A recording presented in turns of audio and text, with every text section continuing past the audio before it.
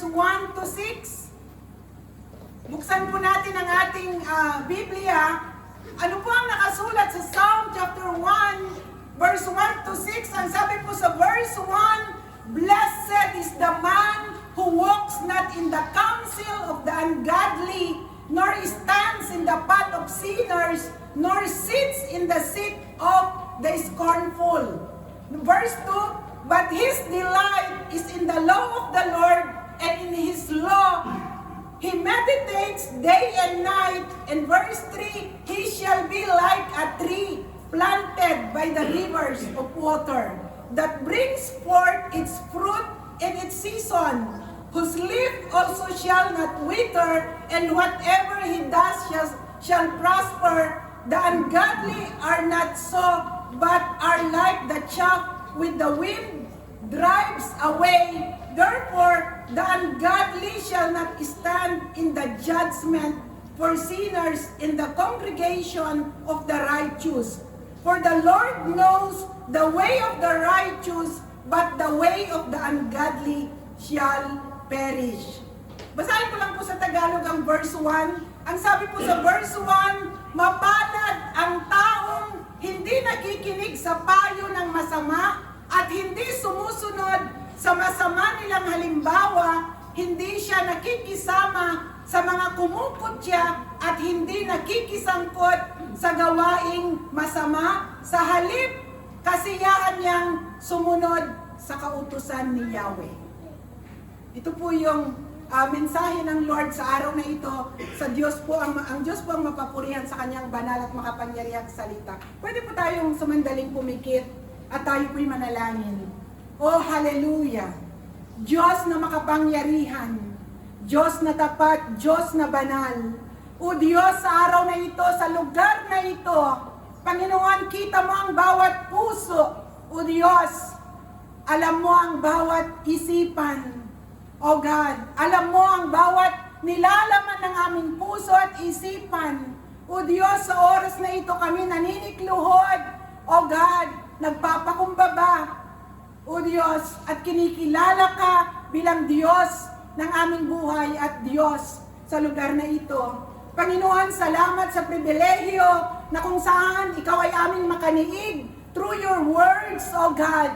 At salamat, O Diyos, through the power of the Holy Spirit, O Diyos, in our midst, mararanasan namin ang iyong kapangyarihan. O Diyos, sa pamamagitan ng iyong salita, makakamtan namin ang iyong masaganang pagpapala na inihanda sa araw na ito sa buhay ng bawat isa. Salamat po, pagpalain niyo ang iyong salita, pagpalain niyo ang iyong abang lingkod, at pagpalain niyo ang lahat ng makikinig. At sa araw na ito, inaangkin na po namin, O Diyos, ang inyong masaganang pagpapala, at kami ay uuwi, O Diyos, na matagumpay in the mighty name of Jesus. Salamat po, purihin ka, sambahin ka, dakilain ka, sa iyo lahat ang papuri, pagsambat, paglulhati, sa pangalan ni Jesus. Amen and amen. Hallelujah! Bago po natin itakil ang ating pag-aaralan ngayong araw na ito, bakit natin masasabi sa ating sarili na tayo ay pinagpala? Bakit po? Bakit natin paano natin masasabi na tayo ay pinagpala? Anong reason? Buhay. Ayan. Yung iba, anong reason? Paano mo masasabi na ikaw ay pinagpala? Aba, glory to God, mayaman. Ayan. Hallelujah. Malakas ang katawan. May kapayapaan. So, maraming mga bagay na natatamasa natin at masasabi natin na tayo po ay pinagpala. Amen po? Pag sinabing blessed, we are highly favored by God. Amen po? Kagaya po kanina, for the glory of God, kami po ay maagang-maagang pumunta po ng Abadia sa Leco para po sa water baptism ng ating kapatid sa buhay po ni Sister Milet. 7:30 kami po'y pumunta sa Leco at napakadilim po ng langit. Amen po. At doon, nag-pray po kami na sabi po namin, Lord, ibigay mo sa amin ang inyong favor. Na umulan man, pero the moment na iwa-water baptize ang aming kapatid, patigilin niyo, Lord, ang ulan. Di ba? Very specific po yung prayer. Kaya, pagdating po ni na Sister Nay sa lugar ng kung saan mag-water baptize, isabi ni Sister Nay, imposibleng mag-water baptize kasi ang lakas po ng ulan. Pero, the moment na iwa-water baptize po, kasi kami po ay hindi sumuko. Kahit po kita na namin ang panahon, pero yung pananampalataya namin ay ang Diyos ay ibibigay po niya yung favor niya sa kanyang mga anak na the moment na iwa-water baptize ang kapatid natin, hihinto ang ulan. Huminto nga po ang ulan. For God's glory, palakpakan po natin ang Diyos. At doon po ay nangyari po na water baptize ang ating kapatid hanggang sa kami umuwi ay doon po basa po ang paligid. Pero the moment na i-water baptize siya, huminto po ang ulan. That is favor. Ito po ay favor. Amen po? Na kung saan nag-intervene ang Lord sa mga pangangailangan natin sapagkat sa mga bagay na hindi natin kayang gawin kapag po ang Diyos ay pinagpala niya ang kanyang mga anak, tayo po ay highly favored, tayo po ay blessed. Amen po? Ganun po makapangyarihan ang ating Diyos. Kaya po, ngayong araw na ito, nais ko pong dalhin sa ating kalagitnaan ang title ay You Are Truly Blessed. Sabihin mo sa iyong katabi, You are truly blessed. Amen po? Sa Tagalog, ikaw ay ganap na pinagpala. Pumalakpak nga po ang mga ganap na pinagpala ng Diyos. Hallelujah! Tunay po na, sabi po ng binasa natin, balikan po natin ang binasa natin, ang sabi po ng binasa natin ay, Blessed is the man who walks not in the counsel of the ungodly. Sabi po niya, sa Tagalog, mapalad ang taong hindi naaakit niyong masasama upang sundan niya ang kanilang payot. Halimbawa, ang sabi po ay, mapalad. Blessed is the man who walks not in the counsel of ungodly. Dito po yung sinasabi po dito sa verse 1 na blessed is the man. Hindi po dito sinulat na blessed is the man na mga mayaman. Blessed is the man na mga may pinag-aralan. Wala pong naka-specify kung sino po yung mga taong ito, pero ito po ay isinulat sa pamamagitan po ni King David sa Book of Psalms na lahat ng tao na hindi naaakit sa mga masasama, sila po ay called blessed. So sabi ko po kanina, napakahalaga na tayo po ay yung sagot po natin na no at saka yes, napakahalaga. Amen po? Kasi po, ang mundo nating ginagalawan ay napakarami pong temptation. Di ba? Pwede pong ang mundo ay itempt po tayo sa panandaliang kaligayahan.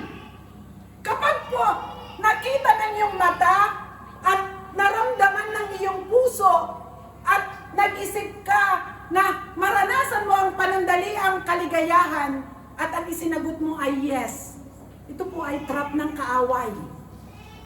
Amen po. Kaya po, bago natin isagot ang yes at ang no, isipin po natin.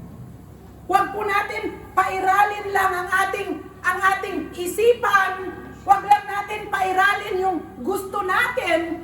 Pero dapat isipin po natin ano ang consequences nitong sagot natin ng no at saka ng yes. Amen po? Ito po ay napakahalaga kasi po wala pong kayang gawin ang Diyos sa atin sa pamamagitan ng mga pagsagot natin kung hindi ito po personal natin. Even po ang magulang, wala po tayong kayang gawin sa mga anak natin. Pag malayo po sila sa atin, kaya napakahalaga na tayong magulang ay maibahagi natin, ma-build yung relationship sa Diyos, nang sa ganun, malayo man sila sa atin, ay nandun po yung discerning of spirit nila para po malaman nila na ito ay mali at ito ay tama. Amen po? Ito po ay napakahalaga. Kaya sa buhay po natin, ang Diyos ay bago po natin matanggap ang pagpapala ng Diyos, ay mayroon pong gagawin tayo na mga tao. Amen po. Mayroon po tayong gagawin na mga tao. Sabi po dito sa number 1, why are we blessed by God? Bakit ba tayo pinagpapala ng Diyos? Bakit nga ba? Hindi po lahat ng tao pinagpapala ng Diyos. Sinong agree sa akin? Amen po? Hindi po lahat. Kung hindi, ito po ay yung favor ng Lord sa mga tao. Kasi po dito ay, sinabi po niya dito, mapalad ang taong hindi naaakit niyong masama. So kung titingnan po natin ang verse, chapter 1 verse 1 to 3, ito po ay kasi dalawang tao po. Ang dalawang tao po yung pinipicture ng binasa po natin, verse 1 to chapter 6, verse 1 to 3, ito po yung righteous man. Ito po yung godly man. At yung verse 4 and 6, ito po yung ungodly man. Pero, ito po ay mababasa po natin na kung saan, sabi po dito sa verse 1, blessed is the man who walks not in the counsel of the ungodly, nor stands in the path of sinners, nor sits in the seat of scornful, but his delight is in the law of the Lord, and in His law, He meditates day and night. Sabi po dito, kaya po, tayo po sa buhay po natin, kailangan po nating magdesisyon. Ano pong desisyon ang gagawin po natin? Kailangan i-acknowledge po natin na ang Diyos ay, Siya po ang Diyos. Ang Panginoong Jesus ay Diyos at sariling tagapagligtas ng ating mga buhay. Kasi po, pag hindi natin in-acknowledge ang Diyos bilang isang Diyos ng ating mga buhay, tayo po ay pwedeng mapariwara. Kasi po wala pong mag-guide sa atin. Kasi pag sarili po natin, sabi ko po kanina, ang nagbibigay po ng kaligayahan sa tao ay either ang sarili, ang kapwa-tao, at minsan hinahanap sa mundo, at ang nakakahanap at nakakasumpong lang ng tunay na kaligayahan at natatanggap ang pagpapala sa Diyos ay ang taong kumikilala sa Diyos bilang Diyos at sariling tagapagligtas. Amen po?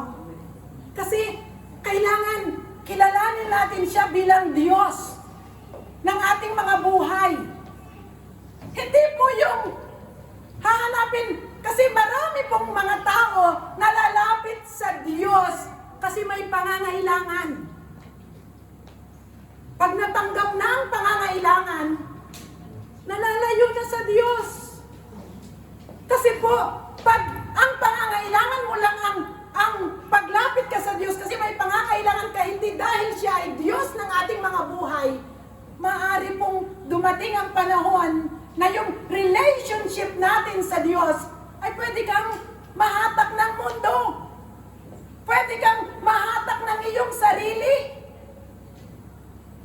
Kaya napakahalaga po na ang sabi po ni King David, kung babasahin po natin, sabi po ni King David dito ay mapalad ang taong hindi naaakit yung masasama. Kaya po, ikaw mismo, tayo mismo, ang magdidesisyon na pag nakita mong masama, hindi ito makadiyos. Ako'y lalayo. Ako'y magdidesisyon na ito ay hindi nararapat gawin. Tayo mismo ang magdidesisyon sa ating mga sarili. Sabi po, upang sundan niya ang kanilang payot, maling halimbawa, hindi sumasama sa sinumang taong ang laging adhikain, pagtawanan lamang at hamak-hamakin ang Diyos na dakila. Sabi po sa English, dito po, tignan po natin sabi po niya sa English, sabi niya, who walks not in the counsel of the ungodly, nor stands in the path of sinners, nor sits in the seat of the scornful. Sabi po yung mga tawag dito ay sa Tagalog ay humahamak sa Diyos. Kasi po, pag tayo po ay nakiupo sa mga humahamak, una, sabihin natin yung humahamak sa tao. Pag tayo nakiupo, anong mangyayari? Di ba? At tayo ay nakilakad sa mga ungodly people. Anong mangyayari? At ikaw ay lumakad, habang ikaw ay lumalakad sa mga ungodly people, at nung sila'y nag-usap-usap na ng mga ungodly people at hinamak na ang tao at hinamak pati Diyos. At ikaw na ay nakiupo, nakiisa. At nawala sa sarili mo, wala na yung strength mo na sabihin na no, hindi ito nararapat, hindi ito dapat. At doon habang ikaw ay nakiupo at ikaw ay nakiayon, nagsalita, di po ba kapag tayo po ay nakapagsalita ng pangit, ano pong mangyayari? Anong mararamdaman po natin? Di ba? Nandun din po yung guilt. Lalo na po pag may takot na po tayo sa Diyos. Di ba? Kaya kailangan po nandoon po yung repentant heart natin at nandoon po yung discernment natin na kailangan ay sa puso natin, nandoon po yung strong will na mali ito. Mali itong ginagawa ko. Kailangan mong tumayo and walk away at doon mag-isip po tayo na tinanggap po natin ang Diyos bilang sariling Diyos at sariling tagapagligtas. At kailangan tayo po ay i-pursue po natin at i-build po natin ang ating relationship sa Diyos at makilala po natin siya ng buong puso bilang siya ay Diyos at sariling tagapagligtas ng ating mga buhay. Kaya sabi po sa verse 2, nagagalak siyang laging magsaliksik ng banal na aral, ang utos ni Yahweh siyang binubulay-bulay sa araw at gabi. Sinulat po ito ni King David. Ang binabasa po niya that time ay yung 4 books. Ano po yung 4 books na binabasa po ni King David? Genesis, Exodus, Numbers, Leviticus. Ito po yung binabasa niya. Kasi po, habang minimeditate po, binabasa po ni King David, doon nababasa po natin sa Biblia, sino ang Diyos na ating pinaglilingkuran. Ano ang kanyang mga ginawa? Gaano siya ka-faithful sa kanyang mga lingkod, na kung saan ang mga bagay na imposible sa tao ay posible sa Diyos. Kaya po sa bawat araw na binabasa po natin, meditate po natin ang salita ng Diyos at nakikilala natin gaano siya makapangyarihan. Ano pong nangyayari sa atin? Nagiging dependent po tayo sa Diyos. Siya po yung ginagawa po natin siya po yung center ng ating mga buhay. Kapag sinabi po natin na ginawa natin siya ang center ng ating mga buhay, dito na po nagsisimula ang self-denial. Hindi na po tayo nabubuhay sa ating sarili. Dahil siya na po yung ating itinataas, siya na po yung ating dinadakila, at siya po yung ating pinupuri bilang Diyos at sariling tagapagligtas, at sa pamamagitan ng ating pagpupuri at pagsisik sa kanyang presence through His words, doon po natin nararanasan ang tunay na kaligayahan. At habang tayo ay malapit sa presensya ng Diyos, ang Diyos po ay nagagawa niya na tayo ay pagpalaing lubos. Amen po? Kasi malapit tayo sa Diyos. Kasi nagdesisyon tayo na siya po ay gawin natin, na siya ang center ng ating mga center ng ating mga buhay at sinunod po natin ang pita ng laman, magkakaroon po tayo ng paghihirap. Masasaktan po tayo. Kasi po pag sinunod natin ang ating sarili, alam niyo po ba na pag sinunod natin ang ating sarili, tayo'y malalayo sa Diyos? Sinong agree sa akin? Hello? Malalayo tayo sa Diyos. Kasi ano ba ang gusto natin? Pag self-centered tayo, ano ang gusto natin? Puro yung pansarili natin. Kapag tayo nahihirapan, ano po ang gusto natin? Easy way. Di ba? Pag tayo ay, halimbawa na lang po, pag tayo ay gutom, ano ang gusto natin kainin? Instant. Di ba? Di po ba mga instant food ay mayroon pong masamang epekto sa ating katawan? Kasi wala na po tayong pasensya na magluto ng masarap at healthy food. Kasi po ay gusto natin agad maibsan yung gutom natin. Ganon din po sa buhay natin. Kapag po naging godly-centered po tayo, unti-unti ay namamatay po tayo sa ating sarili, bagamat nahihirapan po tayo, pero nandun po yung sustainment ng Lord bilang godly-centered ay nandoon po, pinagtatagumpay po tayo ng Diyos. Amen po. Palakpakan po natin ang Diyos. Hallelujah. Kaya, napakahalaga po na sa bawat araw, nagbabasa po tayo ng Biblia. Amen po. I-meditate po natin. Doon nakikita po natin gaano makapangyarihan ng Diyos. Na kung saan yung soul po natin, yung spirit po natin, lumalakas through God's Word. Na kailangan na yung joy po natin, yung kaligayahan po natin, ito po ay hindi po maiko-compare sa anumang bagay sa mundo, sa pakikipagniig po natin sa presence ng Lord. Amen po. Kasi kailangan natin ito na magdesisyon sa ating mga sarili. Ano ba ang pipiliin natin sa buhay na ito? Kailangan natin magdesisyon. Tapikin mo ang sarili mo, ay ang katabi mo. Kailangan nating magdesisyon. Amen po? Kailangan nating magdesisyon na kanino tayo magiging dependent para makamtan ang tunay na kaligayahan sa buhay. Sa sarili ba natin? Sa kapwa-tao ba natin? O kailangan godly dependent po tayo, godly-centered po tayo. Nang sa ganon, ang pagpapala ng Diyos sa atin, tayo po ay tatawaging blessed sapagkat tayo po ay nagdesisyon na ang Diyos ang una po sa ating mga buhay. Amen po? Kaya, yun po yung nais ng Diyos. Sabi po dito, to be God-centered, we have confidence in God, dependence on God, and on His abilities and provision. Life is focused on God and His activities. We have humility before God, denying self, seeking first God's kingdom and His righteousness, seeking God's perspective in all circumstances, holy and godly living. Kailangan po nating mamuhay ng may kabanalan.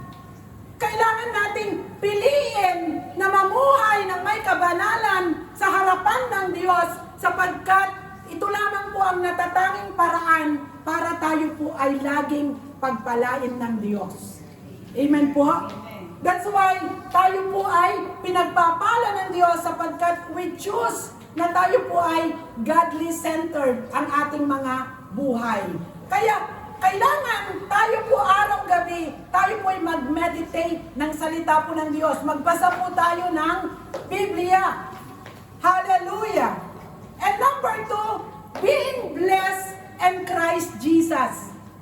Being blessed in Christ Jesus. Ang sabi po sa verse 3, ang katulad niya ay isang punong kahoy sa tabing batisan, sariwa ang dahot, laging namumunga sa kapanahunan. Hallelujah! He is like a tree planted by streams of water, which yields its fruits in season, and whose leaf does not wither. Hallelujah!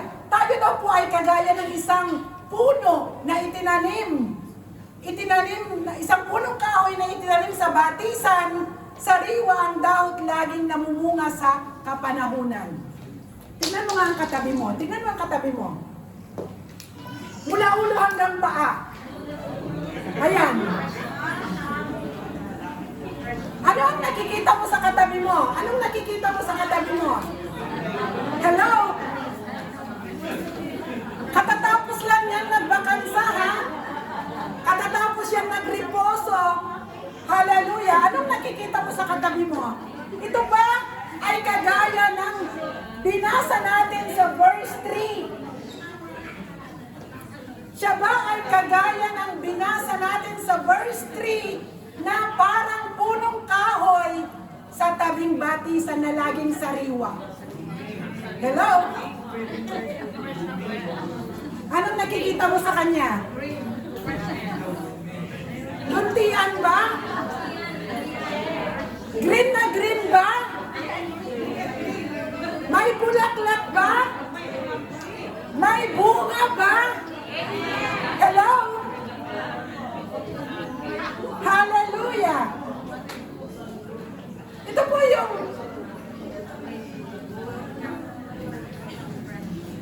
we are truly blessed. Bakit po?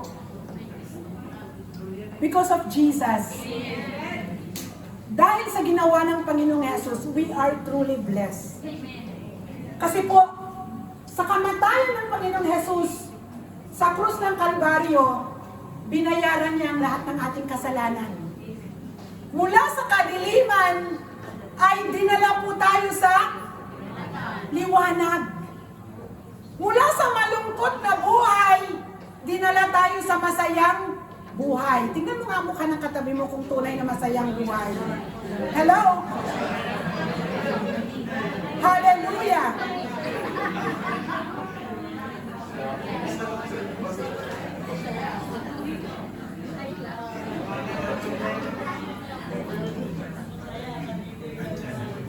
Kaya, dito po ay, kasi sabi niya, plant, sabi niya, katulad niya isang punong kahoy sa tabing batisan.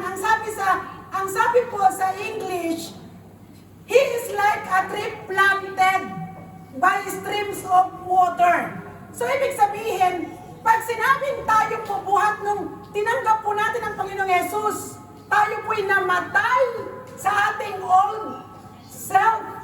At nung tayo po ay through Jesus, tayo po ay nagkaroon ng panibagong buhay kasama ni Kristo, at doon bilang siya po ang nagrepresent ng tubig ng buhay, tayo po ay sagana sa pamamagitan ng Panginoong Jesus.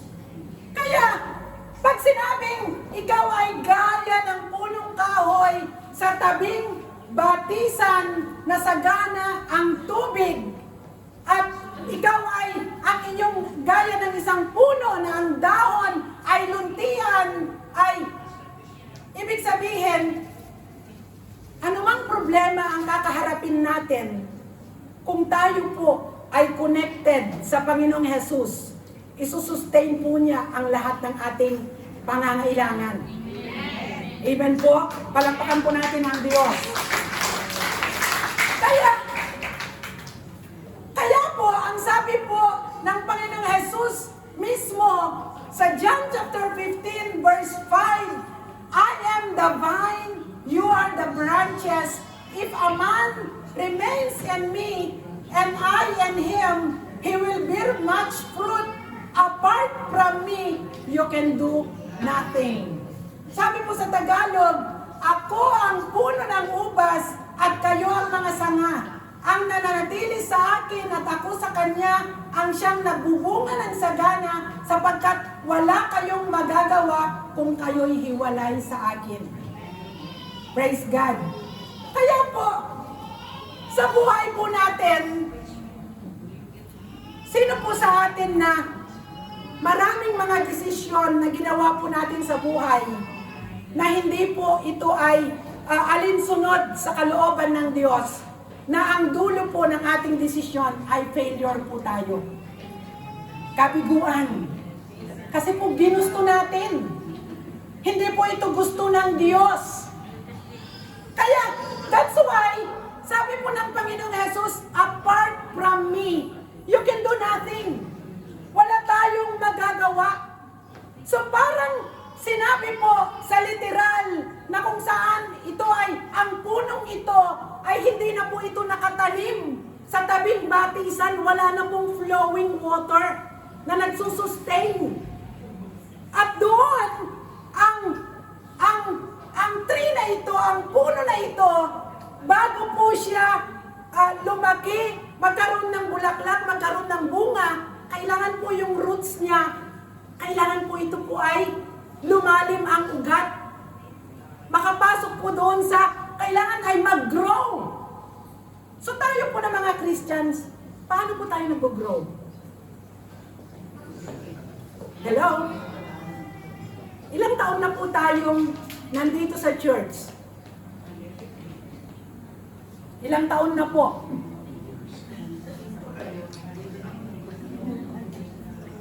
At ilan po sa atin, sa ating mga nasa upuan yan, na nagde-desire na mag-grow? Pag sinabing mag-grow, ibig sabihin, higher level of service.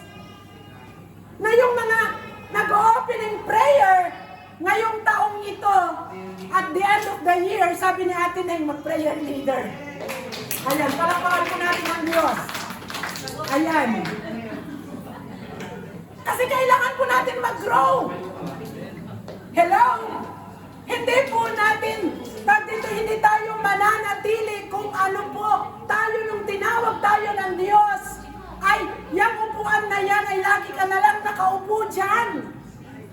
Kailangan sa susunod na panahon, yung upong yan, ay kailangan tayo po ay mag-evangelize. Nang upuan iyan ay may ibang uupo. Tapikin mo ang katabi mo, narinig mo yun. Hello? It's high time. It's high time na ipatutuo po natin ang ginawa po ng Diyos sa ating mga buhay. Ipatutuo natin sa maraming tao ng ating Diyos na pinaglilingkuran ay buhay at makapangyarihan na kayang gumawa ng himala. Hindi po tayo mananatili sa ating ginagawa na kung saan ay itong taong ito sa susunod na taon ay pare-pareho ang ating ginagawa sapagkat ang nais ng Diyos sa atin, tayo po ay mag-grow. Sabihin mo sa katabi mo, ang nais ng Diyos sa iyong buhay, ikaw ay mag-grow. Hallelujah! Hindi po tayo mananatiling bonsai. Kailangan natin mag-grow. Kaya, paano po tayo nag-grow? Paano tumatatag ang ating pananampalataya? Hello? Paano?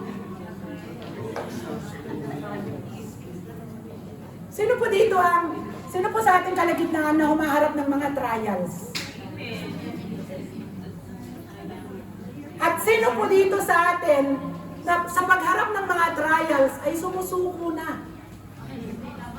Diba? Kasi kung gusto po natin mag-grow, huwag tayong sumuko. Kasi po, kapag tumaas po yung level ng problemang hinaharap natin, ibig sabihin tataas po yung level ng pagkilos ng Diyos sa iyong buhay. Tataas po yung power and anointing ng Diyos sa iyong buhay sapagkat ang ipaparanas ng Diyos sa iyong buhay ay higher level po ng kapangyarihan ng Diyos. Tapikin mo ang katabi mo, huwag kang sumuko. Gagamitin ka ng Diyos. Amen po. Hindi po tayo pababayaan ng Diyos sapagkat siya po ang Diyos na magsusustain sa atin sa lahat po ng ating pangangailangan. Sapagkat ang Diyos na ating pinaglilingkuran, siya po ang source ng lahat ng bagay na kinakailangan natin ng mga tao. Palagpakan po natin ang Diyos. Kaya, kailangan, wag po tayong sumuko, kasi once na sumuko po tayo, yung sinasabi po ng binasa natin sa verse 3, na yung stream of water, yung overflowing like a river, ito po ay mapuputol. Pag naputol po ito, ano pong mangyayari sa atin? Kasi po, as long na tayo ay connected, yung overflowing ito, yung stream water, yung river na nagpo-flow po sa atin, ito po ay nagre-represent na ito ay sinusustain po tayo ng Diyos physically, emotionally, mentally, spiritually, and even financially sa ating pangangailangan. And the Lord, isustain po tayo, bibigyan tayo ng overflowing peace. At kapag nandun po yung pag-ibig ng Diyos, at higit sa lahat, ang strength every day, ibibigay ito ng Diyos sa atin sapagkat siya po ang source ng strength na ibibigay niya ito sa atin sa oras ng ating pangangailangan. Sapagkat pag sinabing gusto ng Diyos na mag-grow po tayo, ang nais po ng Diyos sa atin, if we stay connected sa stream of water, sa Diyos, sa Panginoong Jesus, sa panahon po ng pagsubok, mag-glorify pa rin ang Diyos. Kasi pag sumuko po tayo, ano pong mangyayari? Sabi ko nga po, kapag easy way lang ang gusto natin, kapag hindi na natin kaya, itaas na lang ang kamay. Diba? Tapos babalik sa dating buhay. Ano ba yung dating buhay natin? Pag inaway tayo, makipag-away tayo. Pag minura tayo, mumurahin mo rin siya. Diba? At hindi mo na bibigyan ng importance ang ating spiritual life kasi ang gusto natin easy way. Pero, ano po ang magiging consequences ng disobedience natin sa Diyos sapagkat nahihirapan tayo? Ang consequences nito, ito po, it will affect sa ating buhay. Hindi lamang po yung buhay natin sa lupa, kung hindi ang buhay natin kapag tayo po'y kinuha na ng Panginoon, eternal. So, kapag po tayo nag-stay sa Lord, sa anumang pangyayari ng ating mga buhay, ang benefits po na matatanggap natin hindi lamang sa buhay sa lupa, kung hindi sa buhay, sa kabilang buhay, sa ating eternal life, sapagkat makakamtan natin ang buhay na walang hanggan sa piling ng ating Diyos at hindi natin mararanasan ang eternal suffering. Palakpakan po natin ang Diyos. Kaya, ang nais po ng Diyos, tayo po ay maging strong. Manatili po tayo sa Diyos. Magdesisyon po tayo na siya po ang sentro ng ating buhay. Magdesisyon tayo that we will serve, we will follow Jesus, we will glorify the name of the Lord. Ano man ang maranasan natin, sapagkat ano man ang maranasan natin at connected tayo sa Diyos, hindi kailanman niya tayo pababayaan sapagkat kailanman hindi niya ipapahiya ang kanyang banal na pangalan sa mga taong nag-commit at nagtiwala sa kanya. Amen. Amen po. Kaya kailangan wag po tayong panghinaan ng loob. Kaya dapat araw-araw ikaw at ako nagme-meditate po tayo ng Word of God sapagkat doon nababasa natin na ang Diyos noon, ngayon at magpakailanman, siya ay Diyos na hindi nagbabago. Kaya magbago man po ang lahat sa ating paligid, ang Diyos na ating pinaglilingkuran kailanman, hindi po siya magbabago.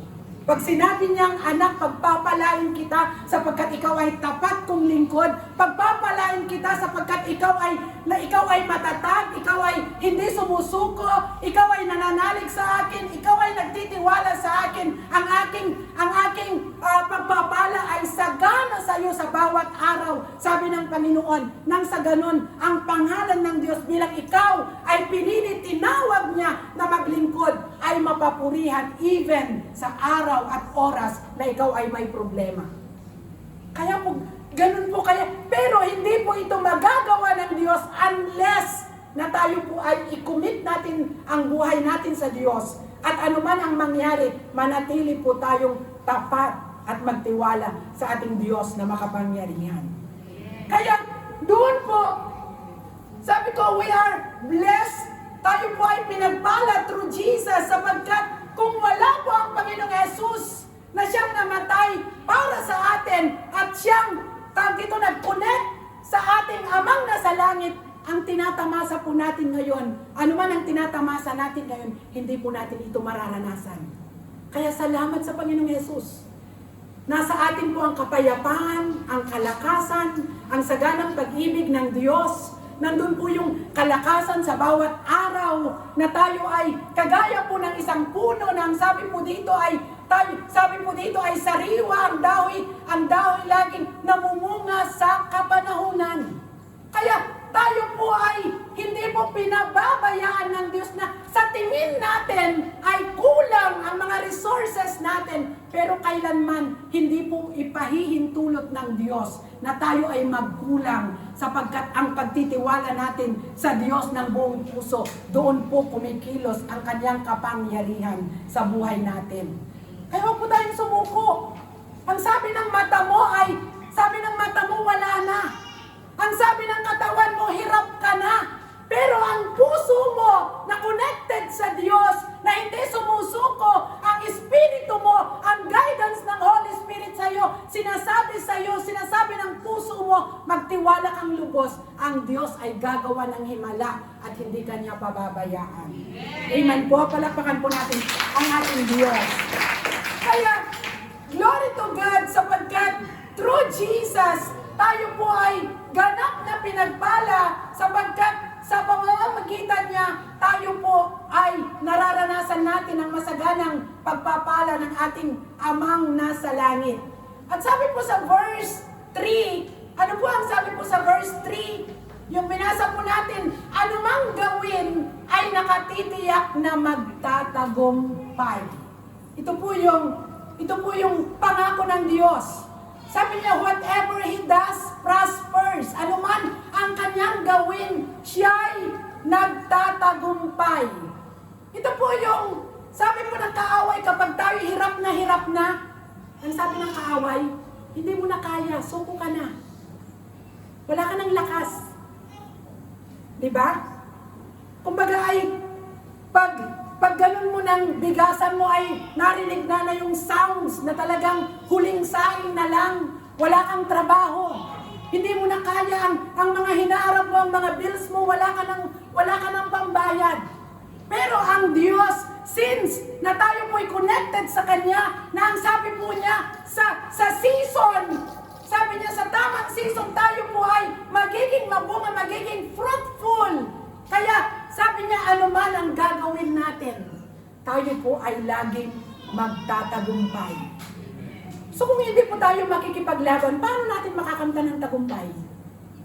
Diba? Sino ba ang lumaban sa race na huminto at siya ay mananalo? Diba? Wala.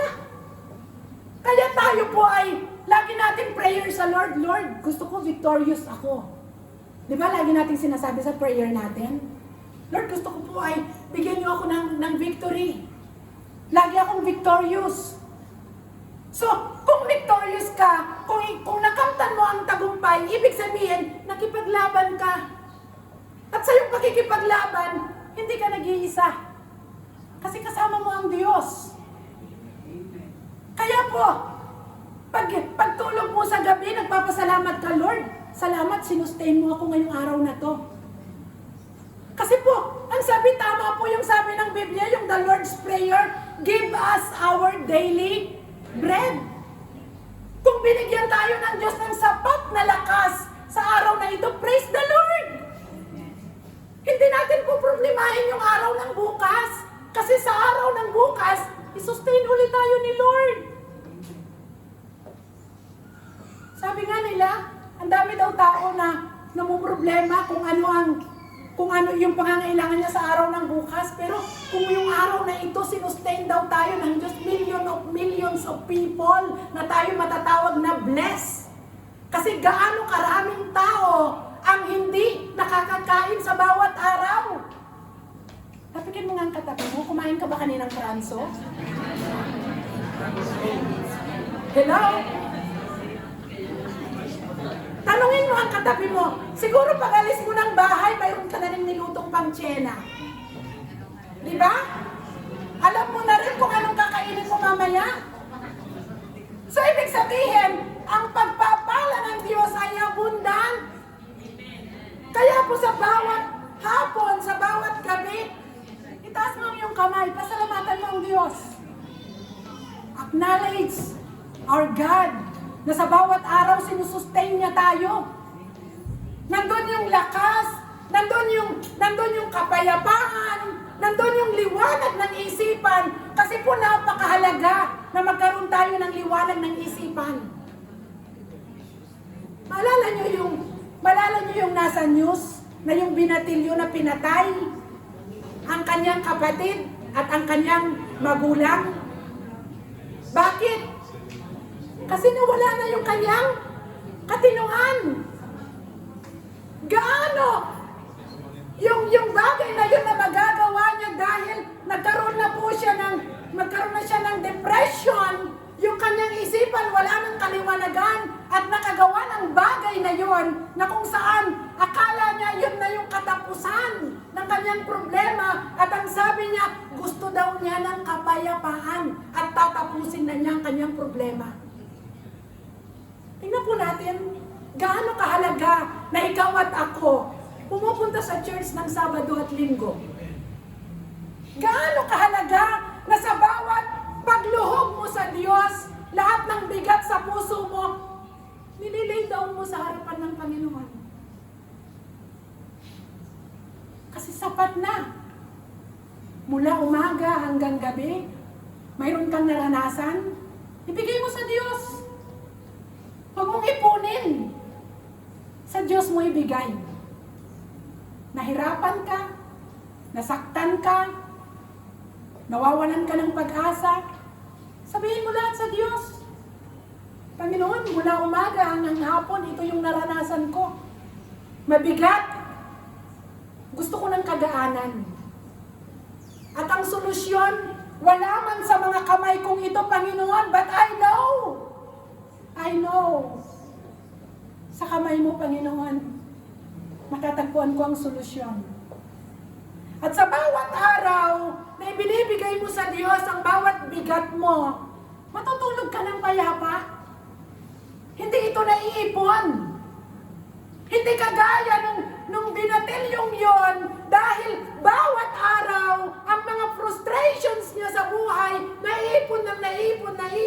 naipon, nawalan na siya ng pag-asa at ang naging desisyon niya ay tapusin na ang kanyang problema, pero mali ang kanyang ginawa. Sapagkat ang buhay na regalo ng Diyos sa atin, tanging ang Diyos lang ang may karapatan na bawiin ito. At ikaw at ako, niregaluhan niya ng buhay. At ang gusto niya ng buhay na ibinigay niya sa atin, we are truly blessed. Tayo'y ganap niyang pagpapalain sapagkat ikaw at ako nagdesisyon na gawin natin siyang sentro ng ating buhay. Hindi sarili natin ang sentro, hindi kapwa-tao ang sentro, hindi ang mundong ginagalawan natin ang sentro, kung hindi ang Diyos. At since na ikaw at ako, tinanggap natin ang Panginoong Hesus bilang Diyos at sariling tagapagligtas, nararanasan natin ang pagkilos ng banal na Santong Espiritu gaya ng overflowing water, ng river of water, gaya ng stream of water. Ang Holy Spirit, isusustain po niya tayo in all aspects ng ating buhay. Ikaw at ako, gaya ng puno, laging luntian, laging namumulaklak, laging nagbubunga. Sagana sa bawat panahon, ikaw at ako, lahat ng ating gagawin ay laging matagumpay sapagkat ang guidance ng Diyos ay nandoon sa bawat araw ng ating buhay. Palakpakan po natin ang Diyos. Kaya, napakabuti po ng Diyos sapagkat ikaw at ako binigyan niya tayo ng pribilehiyo na humarap sa kanyang presensya. Pribilehiyo po. Kasi po, pag nasa presensya tayo ng Diyos at nakita natin ang kalakihan ng Diyos, ang kaliitan ng ating sarili at pinagkatiwala natin sa Diyos ang lahat, doon mararanasan natin ang kanyang kapangyarihan. At ang kanyang masaganang pagpapala ay ipagkakaloob po niya sa atin at ibibigay niya sa atin ang blessing upon blessings sa lahat ng aspeto ng ating mga buhay, sapagkat ikaw at ako ay nagdesisyon po tayo na yes to God. Siya po ay ating Diyos at sariling tagapagligtas. Tayo po ay maglilingkod sa Kanya ng buong puso, ng buong pagmamahal at buong lakas. Kaya dito po sa binasa po natin, kung titignan po natin ang verse 3, ang sabi niya ay katulad niya isang punong kahoy sa tabing batisan, sariwang daot, laging namumunga sa kapanahunan at anumang gawin ay nakatitiyak na magtatagumpay. At dito po sa verse 4, ito po yung ungodly. Ito po yung tao na hindi kumikilala sa Diyos. Ano po ang kahihinatnan ng mga tao na hindi kumikilala sa Diyos? Ang sabi po sa verse 4, ngunit ibang-iba ang masamang tao. Iba ang kawangis, siya'y natatangay na ipapadpad kung hangin umihip. Ang masamang tao ay parurusahan, hindi magmimintis, iwawalay siya sapagkat pagkakatipon ng mga matuwid.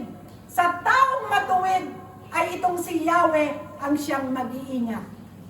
So, dito po ay tayo po ng mga tao ay binigyan po ng Diyos ng chance. Ano po yung pipiliin natin? Siya ba ay pipiliin natin bilang Diyos at siya ay paglilingkuran natin? At ang sabi po ng verse 6, sa taong matuwid ay itong si Yahweh ang siyang mag-iingat. Tapigin mo ang katabi mo. Sabihin mo sa katabi mo, since na pinili mo ang Diyos,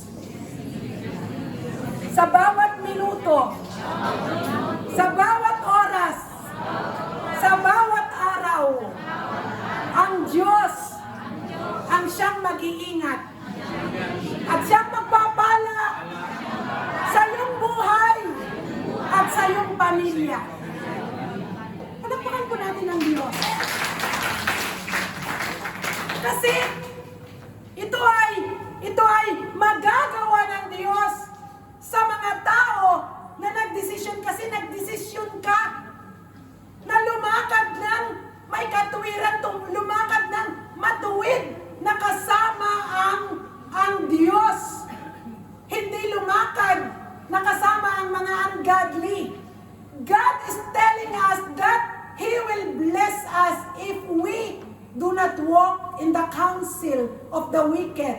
Do not stand in the way of the sinners and do not sit in the seat of the mockers. Sino po yung example po dito? Sino po ang nakaranas po nito na tumalikod? Stand with the walk with the ungodly, stand with the mockers, and sit.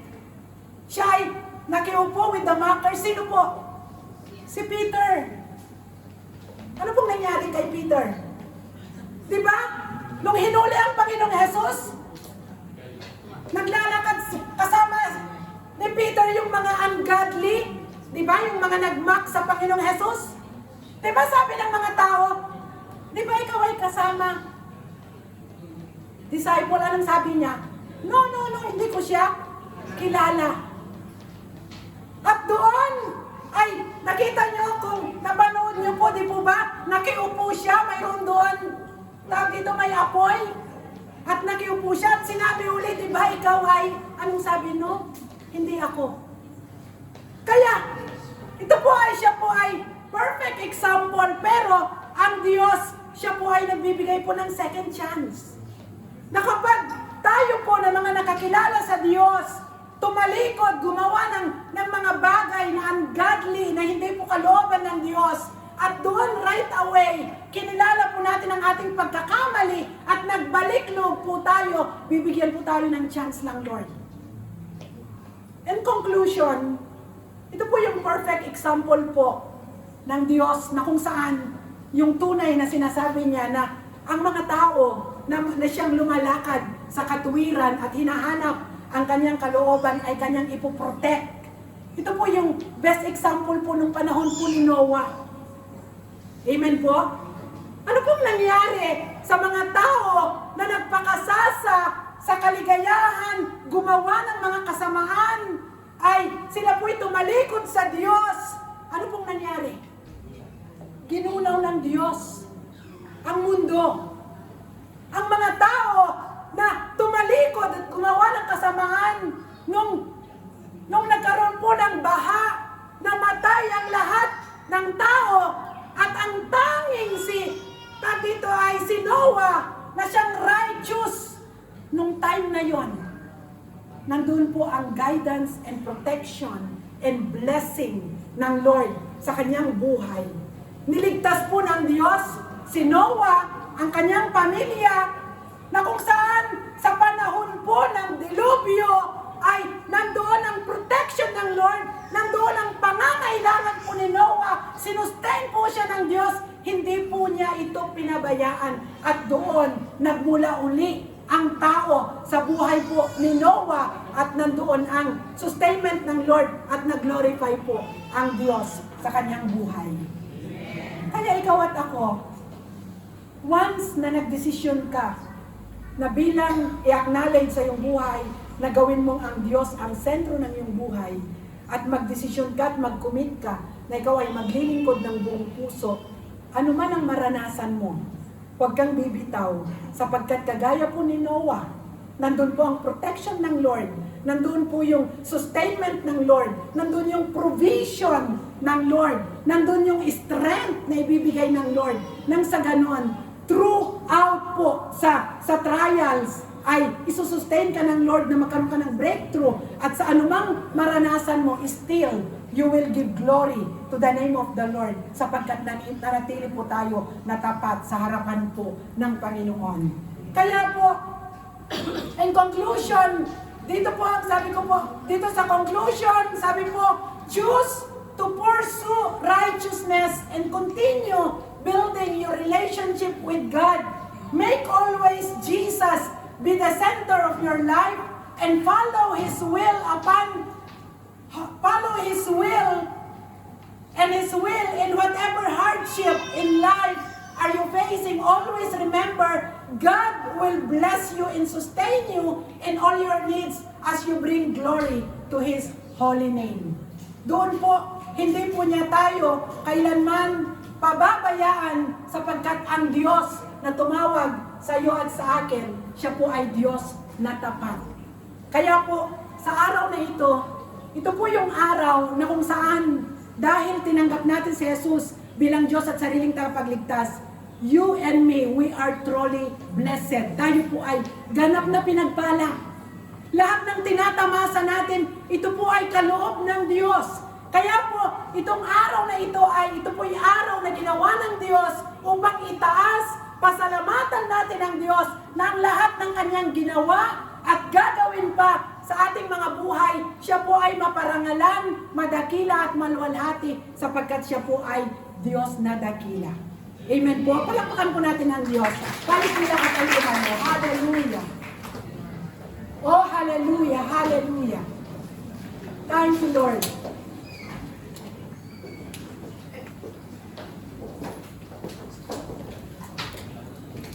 Thank you, Lord. Hallelujah.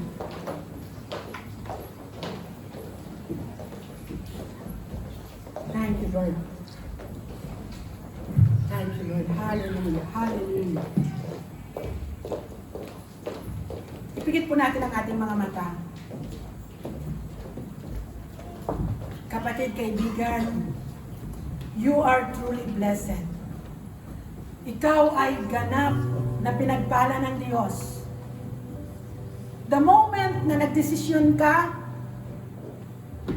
na gawing ang Diyos ang sentro ng iyong buhay, ikaw ay inaring anak ng Diyos. Ikaw ay inaring lingkod ng Diyos. Ikaw ay pinili ng Diyos. Marami kang naranasan sa buhay, ngunit naranasan mo ang provision, ang guidance and protection ng Diyos. Mula sa madilim na buhay, dinala ka ng Diyos sa kaliwanagan through Jesus. Kaya sa oras na ito, ikaw at ako, pasalamatan natin ang ating Diyos. Alalahanin mo ang ginawa ng Panginoong Hesus sa krus ng Kalbaryo. Hindi niya inalintana ang hirap. Bagamat siya ay Diyos, inubad niya ang kanyang pagka-Diyos. Siya ay sumunod sa kalooban ng Ama. Oo, siya ay sumunod sa kalooban ng Ama hanggang sa kamatayan sa krus ng Kalbaryo upang ang kasalanan mo at kasalanan ko ay kanyang pagbayaran. And through the blood of the Lamb, ikaw at ako ay kanyang nilinis, kanyang pinatawad sa lahat ng ating kasalanan.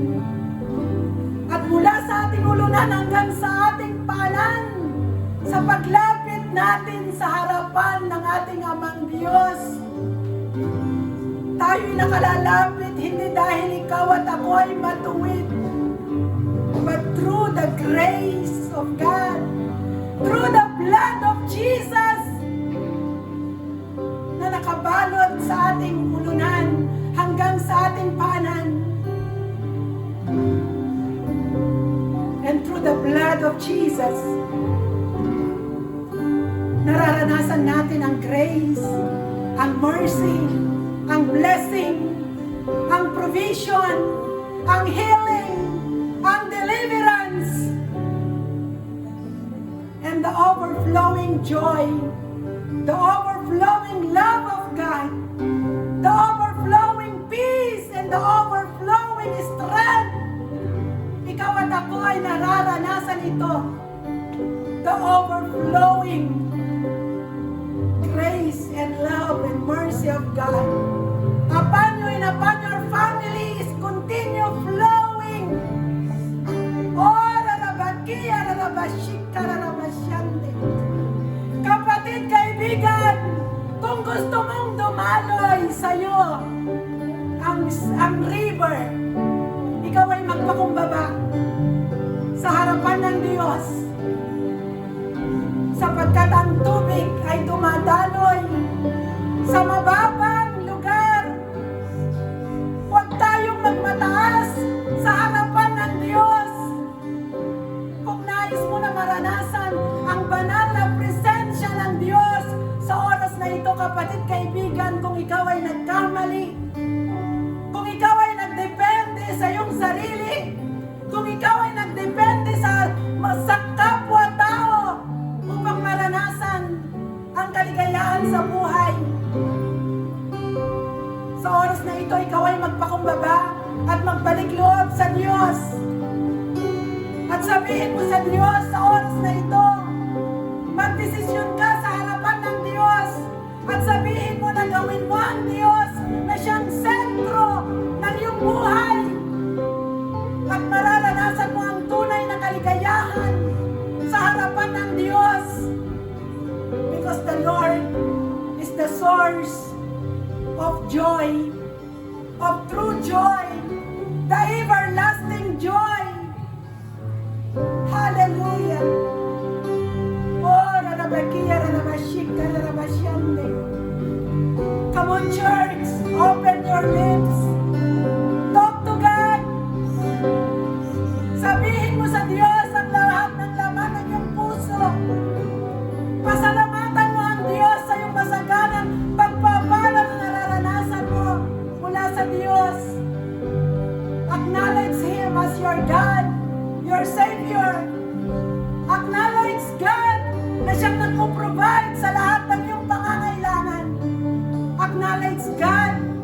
siya ang source of your strength. Daily strength ng iyong buhay. Oh, hallelujah. Hallelujah. Lay upon the Lord lahat ng laman ng iyong puso. Oh, hallelujah, hallelujah. Oh, hallelujah. Indeed, Lord, you are good. You are a good God. You are a faithful God. You are a loving God. Indeed, Lord, ikaw ay Diyos na mabuti.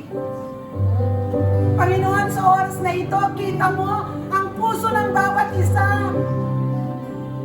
Kung may nakikita ka, O Diyos, sa buhay ng bawat isa na narito, na nahihirapan, napapagod, nawawalan ng pag-asa.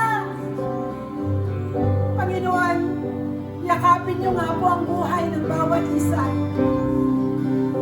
At ipagkaloob niyo ang kapahingahan, O Diyos, kapahingahan ng puso, ng isip. O Diyos, our soul, our spirit. And we acknowledge the holy presence of the Holy Spirit upon this place. And continue moving, O God, upon our lives. Hallelujah, hallelujah. Oh, hallelujah. Come on, church. Pasalamatan mo ang Diyos. Purihin mo ang Diyos. Have faith in God na sa oras na ito, dumadaloy, nasagana ang kanyang pagpapala sa iyong buhay. Open your heart. Have faith in God na sa oras na ito may ginagawa siya sa iyong buhay. Oh, rarabakia, rarabashika, rarabasyande. Hallelujah, hallelujah. All we want, Lord, is we want to worship you. All we want, oh God, to honor you. All we want, oh God, is to give you praise and thanks, oh God. And everything you do in our lives, oh God. Lahat ng ginagawa mo, Panginoon. O Diyos, sa oras na ito, ang ninanais po namin, O God, sa oras na ito, ay magkaroon kami ng personal relationship sa iyo sa bawat araw. Ayaw namin, O Diyos, ang religious activity, Panginoon. All we want is to experience your presence. All we want, O God, maranasan ang kalapitan mo. Maranasan namin na ikaw ay aming Ama. Kaya sa oras na ito, iparanas mo, O Diyos, sa araw na ito, ang iyong dakilang presensya. All we want is your holy presence. Sapat na, Panginoon, na sa araw na ito, yakapin niyo po ang bawat puso na napapagal, napapagod, napapagod, O Diyos. At ang mga uhaw na puso sa inyong presensya, O God, punuin mo, O God, ng inyong pagyakap, ng inyong pag-ibig, O Diyos. At sa lahat ng aming pangangailangan, sa aming pagpupuri sa iyo, sa aming pagtaas ng aming mga kamay,